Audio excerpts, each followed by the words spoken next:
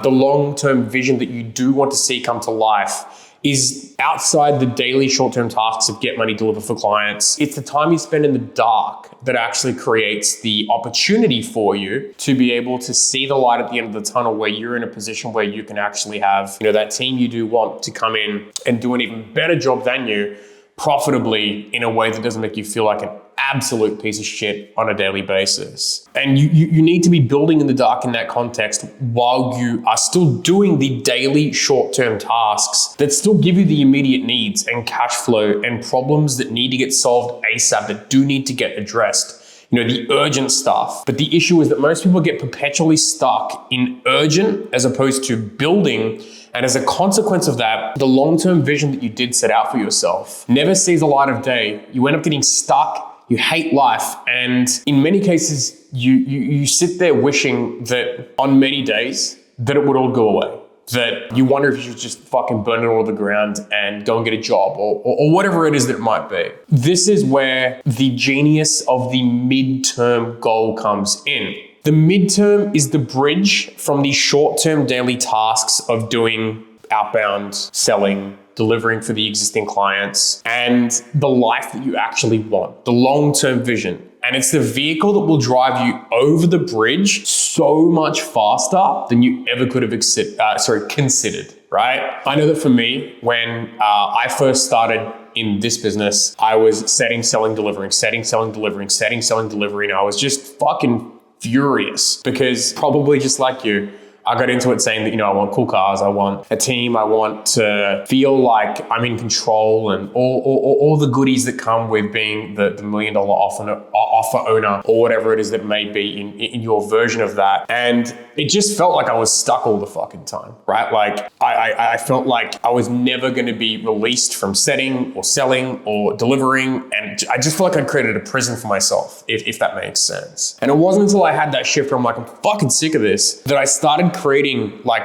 SOPs, like almost every single day. I started documenting what worked really well in administration. I started documenting what worked really well in delivery. I started documenting what worked really well in setting. I started documenting what worked really well in sales. And a lot of that ended up becoming the course curriculum for what we do outside the original course curriculum that was there. But the intent of that in the first place was designed to release myself from the day-to-day that I had built that kind of felt like a prison. I've got the team, I've got the operating procedures, and we've got new problems to deal with, but I definitely took my own advice that I'm giving to you right now and overcame the frustration of being stuck in the day-to-day by building in the dark and just being undeniably committed to saying that this is not my life forever. This is just me doing this now, the appointment setting, the client success, the sales. This is just my life now to build the cash reserves,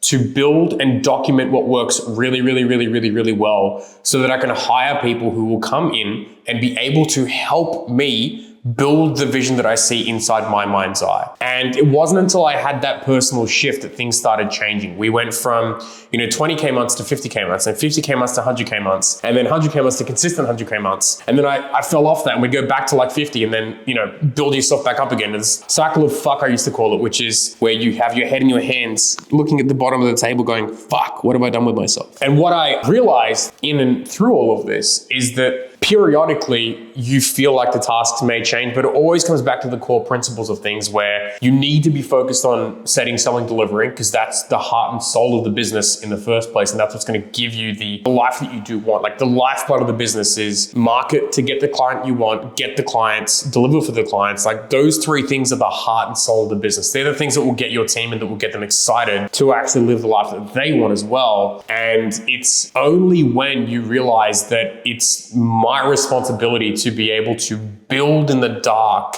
so that I can see the light, and the other people who come and work with us can see a light in what we want to create as the bigger picture, that they would see this being a better option to work within than doing it by themselves, because my vision is so much bigger or expansive that they can have an opportunity to see that this is the opportunity that will help them get what they want in their life as well. It doesn't happen without the build. Believe me, I tried more than enough times to give it a shot without it, and it only ever led to more frustration, pain, and cycle of fuck, head in hands, wishing that it would all go away, which thankfully I decided not to do that. And I decided to use the core value that I do have of outworking bad days, which is like set, sell, deliver, build, set, sell, deliver, build, set, sell, deliver, build, right? But as I suggested earlier, the midterm is the bridge between the short-term tasks that take you to the long-term life that you actually want. And it's the vehicle that will drive you over the bridge the fastest.